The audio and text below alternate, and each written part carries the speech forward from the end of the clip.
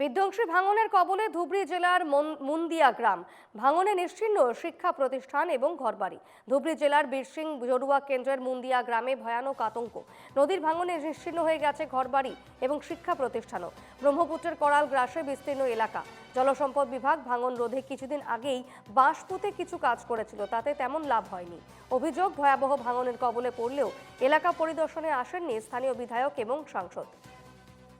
লক্ষ্মীপুর থেকে প্রতিনিধি জহুরুল ইসলামের এক প্রতিবেদন দেখুন। দেখো, এই মুহূর্তে রয়েছি আমরা অসমের ধুবড়ী জেলার মেদরটারি মুন্দিয়া গ্রামে।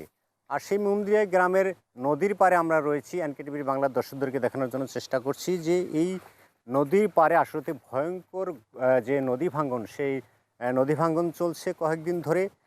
আর এখানের মানুষ আসলেতে এই নদী ভাঙ্গনের ফলে হাহাকার পরিবেশে জীবনযাপন করতে হচ্ছে, কেননা দীর্ঘদিন থেকেই এই অঞ্চলে আসলে যেভাবে নদী ভাঙ্গন চলেছে, সেই ভাঙ্গনের ফলে অনেকেরই ঘর বাড়ি ছেড়ে এখান থেকে অন্য জায়গায় চলে যেতে হয়েছে। এবং এই বর্তমান যে ভাঙন চলছে, সেই ভাঙনের রক্ষার স্বার্থে আসলে বিভাগের তরফ থেকে যদিও চেষ্টা করা হচ্ছে, কিন্তু সেটা উপযুক্ত নয়, যার জন্যই এই অঞ্চলের সাধারণ লোকের মাঝে আসলে হাহাকার সৃষ্টি হয়েছে। এই মুহূর্তে আমরা সরাসরি এনকেটিভির বাংলার এই দর্শকদেরকে এই দৃশ্য দেখাচ্ছি। এই দৃশ্য হচ্ছে যে ধুবড়ী জেলার সেই মেদকোনা, সেই মেদকোনার মুন্ডিয়া, সেই মুন্ডিয়া গ্রামের দৃশ্য আমরা দেখানোর জন্য চেষ্টা করছি। যে আসলে ভয়ঙ্করভাবে এখানে যে নদী ভাঙ্গন চলছে, সেই নদী ভাঙ্গনের ফলে অনেকেরই হাহাকার অবস্থা হয়েছে। সম্মুখে আমরা আরও একটা দৃশ্য দেখানোর জন্য চেষ্টা করব। যে সম্মুখে দেখছো যে একটি প্রায় প্রাথমিক স্কুল ছিল, যে এলপি স্কুল, সেই এলপি স্কুলও ভেঙে নিয়ে যাওয়া হয়েছে। এখানে অনেকেরই ঘরবাড়ি এখান থেকে স্থানান্তর করতে হচ্ছে।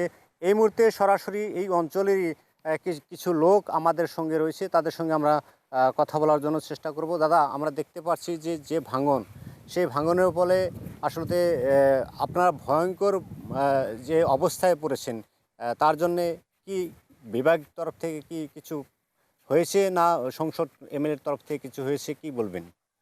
আসসালামু আলাইকুম, নমস্কার।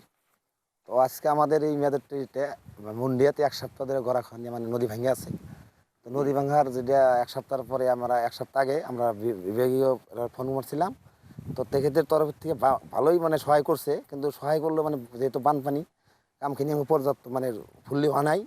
তো আপনার চ্যানেলে যদি আমি সবাই আহ্বান করব, যাতে আমার এই মুন্ডিয়া অঞ্চলটা বা মেদরটি জিবিটা আমাদের যেতে বানপানি না থাকে বা পানি না থাকে, তখন আমাদের এই জায়গাটা স্থায়ীভাবে প্রতিরোধ করে দেওয়া লাগে। আমি বিভাগীয় মন্ত্রী আরও আমার জলসম্পদ বিভাগে আমি অনুরোধ করছি। পুনরায় আমরা সরাসরি এই গ্রামেরই যারা সাধারণ লোক, তাদের সঙ্গে কথা বলার জন্য চেষ্টা করব। দেখছি নদী ভাঙ্গনের ফলে আপনাদের ঘরবাড়ি অন্য জায়গায় নিয়ে যেতে হচ্ছে এবং বিপদে পড়েছেন বর্তমানে, আপনারা কি বলবেন? বর্তমানে খুব আমরা একটা বিপদে আছি। আমাদের যাওয়ার মতন সুবিধা নাই, সক্ষমতা নাই, আমরা হইরা যাবো। এটা আমাদের দয়া করে সহায় করেন।